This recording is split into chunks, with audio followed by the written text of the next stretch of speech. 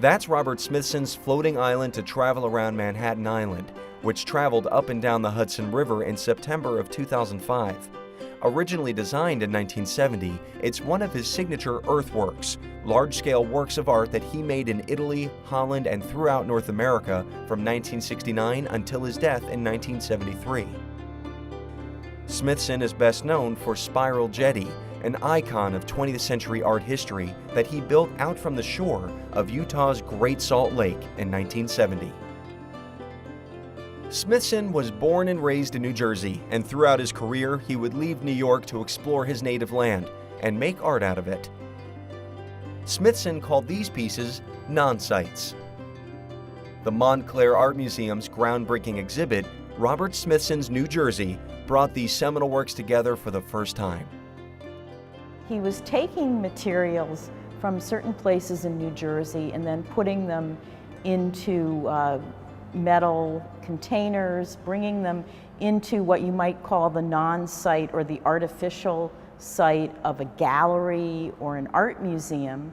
But he actually hoped that you would go back to the original place in New Jersey, whether it was the Pine Barrens or Franklin or Palisades, Edgewater, or Bayonne, and that you would go back to that original place and experience it so that there would be kind of a dialogue between nature and art, the original site and then the new non-site, the artificial site of the art world or the art gallery.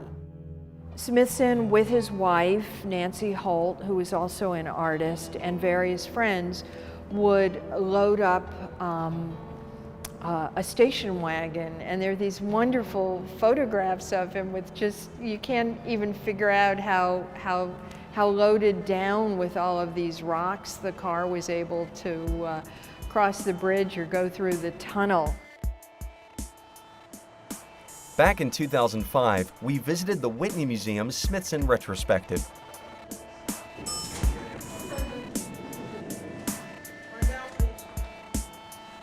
One of the things Smithson was trying to do is bring places in the world into the museum or gallery. So on these trips he would make to New Jersey, eventually he would collect material, kind of specimens, like a natural scientist.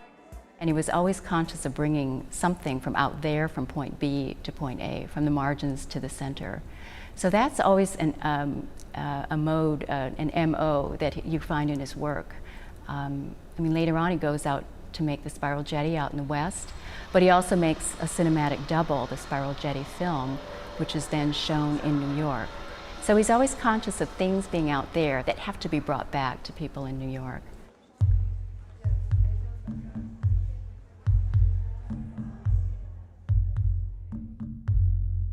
We also spoke with New York Times art critic Benjamin Ganaccio.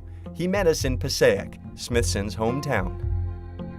Many of Smithson's ideas stem from an essay he wrote for Artform magazine in 1967, titled The Monuments of Passaic, a philosophical and personal examination of a New Jersey landscape he knew like the back of his hand. Ganaccio used the essay like a travel guide for an article in the Times, retracing Smithson's steps and revisiting some of his monuments. Has Passaic replaced Rome as the eternal city? Smithson asks about halfway through his travel log. He's being ironic, of course, but at the same time the question helps us to understand his wider project. He wants to look at the New Jersey landscape in terms of the archaeology and sense of layered history that you find in the ruins of a city like Rome. What are the monuments to our past, he seems to be asking. The importance, I think, of the Monuments of Passaic essay, both for Smithson and for art history, is that it inaugurates a series of excursions into the New Jersey landscape, into industrial wastelands and abandoned quarries and other areas throughout the state, which leads in many respects in his work to the development of this idea of non-sites.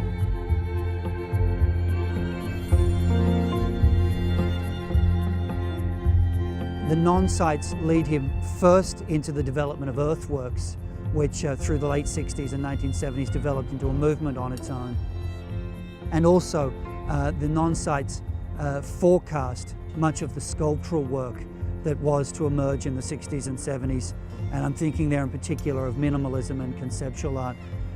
So it's almost as if two separate art movements were born that day as a result of an almost desultory stroll through Passaic. It was not an art world in 1968. It was stretching it to even call it an art community. You'd go to openings on Saturdays and you'd see like 10 people who were friends of the artists in all different places, and everybody talked. And I went up to Robert Smithson and I'd say, "Hi, I'm Phyllis Tuckman. I'm also from Passaic." And we used to have these very funny conversations that over the years always gave me the sense that Robert Smithson and the monuments of Passaic were very much our town as if it had been written by Baudrillard. But it wasn't a super intellectual exercise to me. It was something down home and something personal. It's really about this creative, groundbreaking engagement with New Jersey that is not very well known, how much the state of New Jersey, the landscape of New Jersey, really laid the foundation for all of Robert Smithson's work, for one of the most important artists of the 20th century. So somehow all roads seem to lead to and from New Jersey.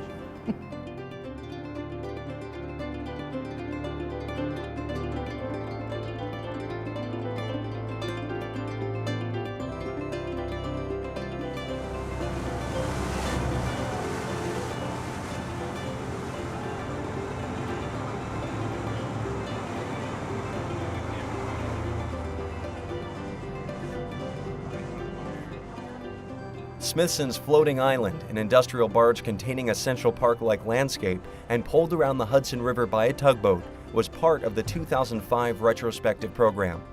Over 3 decades after it was first conceived and sketched out, both New York and New Jersey had front row seats.